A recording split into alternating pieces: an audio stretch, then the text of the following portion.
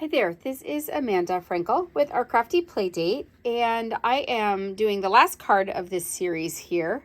I started the series and then I had such a bad cold that I could not get through coughing without getting through a whole video. So hopefully today will go a little bit more smoothly. We've already made these two, so please look for them online. Today we are making this card here, and I will get started.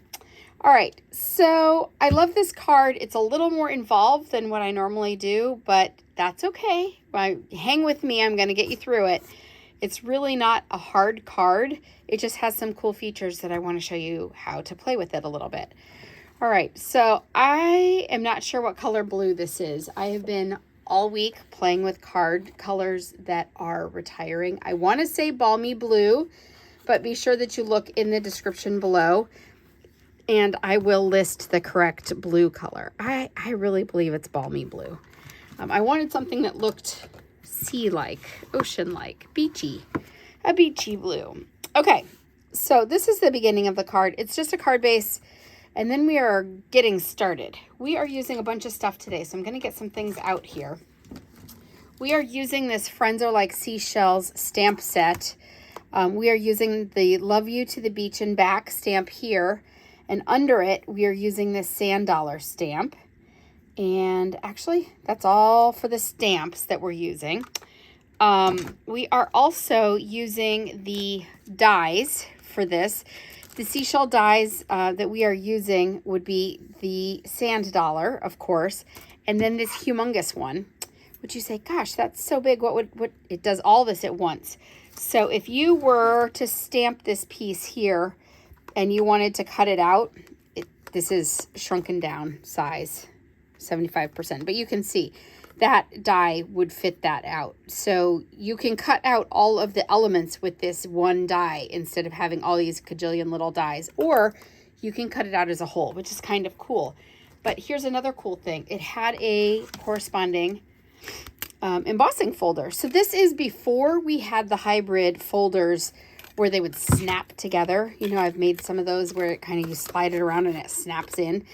So it doesn't snap in the same way. You don't run it through at the same time. You have to do it in two separate moves, but you can see that it fits in there perfectly. So we're going to do that today. I'm going to show you how to do it if it doesn't snap together like this, because those snap together ones, you do it as one shot deal and you're done. But if you have one set like this that doesn't snap together, I want to show you how to do it. All right, so let's get started. Actually, let's do that piece. I don't usually do stuff with my embossing machine on camera because I think it just shakes everything a little bit, but I need to show you how to do this just in case you ever have something like this and you want to do it. Okay, so I have already, with my die, cut out this piece. Goes right like that, you can see. I cut out this piece with, this is crumb cake paper. And now I'm just going to open my embossing folder with the logo toward me. I'm just going to slide this in here until it fits and looks right. And there it is. And then I'm just going to pinch it closed. Okay, so it is in there. Doesn't that look golden? It looks almost bronzy. All right, and now I'm going to put it through my embossing folder. I love how this tells me which plates to use for a dynamic 3D embossing folder, which is what this kind is. Plate number 1, numbered. Plate number 4, numbered. So I've got it pinched really tightly so that it doesn't shift around. I'm going to set it down and put the gray one on top of it and hold it together while I get it started. You always want to go fold side first with your embossing folder. You do that so that it has a place for the pressure to go. If you go with the open side first when you go through with the embossing folder, it could crack your folder. So be sure to do it this way. I'm going to be done with this, so I'm going to just move it out of our way. And you're going to see how great this looks. Hold on one second here. There you go. And it's got a ton of texture. So that works just so very well. So you don't have to have the ones that snap together. These other ones work just as well. It's just, it's 2 passes. You have to cut it first and then emboss it. If you try to emboss first and then you go back to cut it, what happens is you flatten out all your embossing. So don't do that. Do it this way. Okay, so the next thing I'm going to do is find where I put my card. There we go. All right, the next thing I'm going to do is I'm just throwing a piece of scratch paper down there, and I'm getting one of these blending brushes. I don't use them a lot, but when I do, I think they're pretty cool. And I'm using Soft Suede. So I wanted to color a little darker than the crumb cake. We're using lots of inks this time. And I'm just going to tap, tap, tap, move my brush around a little bit. And I only am going to kind of go around on the shells. And I'm only doing this to add a little texture so that you can really see the shells better with the card without having to really focus in on the shape. So it just, if you add a little bit of color with these blending brushes, and you can do it with a dauber, but daubers are really specific, so you might get too much color. These just kind of blend it in, only doing really the shells. And that just gives it a little extra, it adds like a contour to my embossing, so it really stands out all the little nooks and crannies. Okay, super easy, right? And that's why you use a scratch paper. This actually is scratch paper, but you know what? I don't know why I did that. Okay, anyway, you guys like when I'm crazy. Okay, so then I also cut out the sand dollar. I cut out 2 just in case. It's in the same die set, so you're good to go with that one. And I am going to stamp the background of the sand dollar lighter than the words so that you can really read it. So I'm using crumb cake. So when you use a crumb cake ink on a crumb cake paper, what that really does is it gives you almost like a watermark effect. So it just makes a super light, I have a little thread there. Sorry, the big humongous block. I had a class the other day where I used 150 little blocks and it just felt like it. And so all of my little blocks are taken right now. Okay, so I'm just going to kind of, put this on as closely as I can. You, if you were doing this at home, could stamp them before you cut it out. But really, you saw how easy that was. I'm not even standing directly over it. And it was pretty easy. So it is going to lighten up as it dries. That's true for all ink colors. So it really is just going to look like a watermark. Just a tiny bit of color over the same color over it just gives that really faint look to it. And now I'm using my 3rd color of ink, Early Espresso. And what I'm doing with that is Love You to the Beach and Back. I really should have a mat under this, but I don't. I should have a mat, but I don't. So bear with me. Hopefully it won't be bad. It does not matter how your guy goes. You can twist it any which way. I had that little thing at the top, but honestly, it doesn't matter. Love You to the Beach and Back is the cutest little saying. All right, so that is the sand dollar. So I've got this component, and I have this and this still to do, and there's a little bit of work with both of those too. Okay, so the things that I'm using, I am using, what's this called? This is called Copper Trim. We actually have this in the catalog in a couple different colors. Get them. It's so cool. It is sparkly and shiny and looks great in a bow, so it works really well for that. But you can kind of take it apart, and we're deconstructing 2 different ribbons today, which is really cool. What I do want to warn you about is if you're going to deconstruct and you want a piece that's about this long, do not cut them about this long. This would be about this long, and if I were going to deconstruct that to make that background kind of kelpy stuff, I'm going to show you what it will look like. All you're going to do is pull it apart a little bit. So if I went through here and I was just opening this weave up and I'm just going out from it, if I went through this whole thing, opening the weave,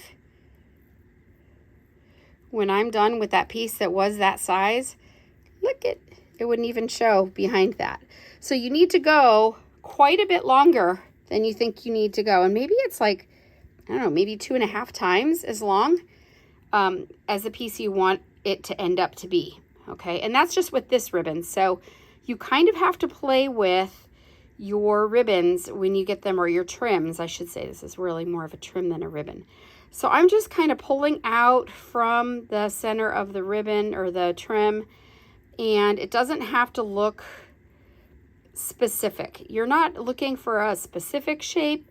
You just want it to look deconstructed and loosened. To me, it looks like sea lettuce or kelp, kind of floating stuff that you would find in the ocean. Hopefully not garbage, because that's just a gross, sad thing. No, it's not garbage. It's like a natural thing. Okay, and then you can play with the shape a little bit to make it do what you want it to do, so that it's not a straight line. And it's going to go behind there. So you can, and if you don't like it, you just stretch it out a little bit and start again, or you can stretch it out and, do the same thing. So you can make whatever shape and amount of deconstruction that you want. And the other piece that we're so that's all of our components so far. We've got everything except this other one. And that is a burlap ribbon. I think there is a similar one in the current catalog. Get it soon, because I don't know if it's retiring. It's stitched on both sides on this one. And so I'm just going to cut off the stitching. Yes, my friends, you are allowed to cut your ribbon in weird ways. You don't have to just cut it at the ends. You can just cut and toss on the floor like I do. Okay, so I'm cutting off the stitching. So this stitching that was on here was a lot like you would find on a sleeve or a hem, that somebody did with a serger. If you're a sewer, you know what that is. So it just kind of binds the end. I want it to actually come apart, because I'm going to pull a couple pieces off and make it look a little more raggy. So I'm going to pull some pieces off the ends, and I'm going to pull another piece out of here, and you can just grab one and yank, and then it kind of makes it look like a rougher hewn piece. And then you have lots of fun things to play with. Okay, so let's get started now. We are going to start attaching. In order to attach this on your card, you don't want to use liquid glue. If you use liquid glue, you are going to end up with a super, super gummy mess, which you really don't want to have.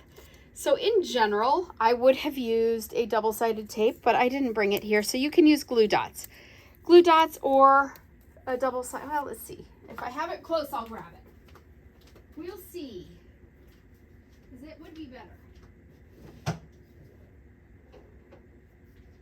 Okay, this is not my very favorite tear and tape, but it will work. Definitely use tear and tape. Our tear and tape is the best. You're going to make it a little bit shorter than your ribbon, and you're not going to attach it to the ribbon. Everybody thinks, oh, I'll attach it to the ribbon, then I'll stick it down. No, you're going to stick it on the card where you're going to want it. Burnish it, and then peel it up. And again, use tear and tape, because it holds everything together. Watch the old videos where I actually told you about the time that my car trim came apart and all I had in my car was tear and tape, and I fixed my car. So funny. All right, so now we've got our first layer. So there's a lot of layering involved in this card. So you really want to pay attention to how you're piecing this out. The next thing that I'm going to do is stick some dimensionals. Let's find some whole ones. And I'm only going to put them behind my shells. So I'm going to leave my, I'm going to leave the floaty things, like the little trailing plant parts. I'm leaving those blank without any adhesive on them. Not going through, as I say, a wind tunnel. All right, this is important. You have to really kind of line this up. You have to line it up on your card, because if it hangs off too much, it won't fit in your envelope. So make sure you do that. And now the next thing that I want to do is I want to trap this down. So in order to trap that down, right under there, I'm just going to use a glue dot. And I am not going to put a glue dot on this stuff. It would be hard to do. It would just make everything challenging. So I'm just going to expose a glue dot like this, and you only really need one. And I'm just going to put it, say, right there. And you just touch it down against, it's right there. And I'm going to just stick that down. Again, not going through a wind tunnel. It only needs to hold on, and it's still sticky through there, so you can get it. This is going to get some dimensionals, and you see that I put that right where a shell isn't. The shells have dimensionals under them. If I put another dimensional on top, it's just going to keep stacking it too tall to mail. So I put it in the kind of the hole between, and that's where I can add a dimensional, and it's still going to fit through the mail. How about that? So there's my dimensional. There is my card. And you are all set. So I know that is a lot more involved than I normally do for cards, a lot more things going on. I like kind of clean and simple cards, but I wanted you to see some of the things that you can do when you deconstruct ribbon. All right, that's all I've got for you today. I hope you enjoyed that card. If you see anything that you'd like, I will put in the description below all the things that I used for this card today. I will let you know that May 2nd, 2023, some of these things are retiring, and so they might be harder to get. If you are interested in some of these things, contact me right away while I still have them. Once they've retired, I can sell them, so I can sell the used ones that I have. Otherwise, you might be lucky and still be able to get them online. Thank you so much for stopping by. I hope you have a great day, and I will see you soon. Bye-bye.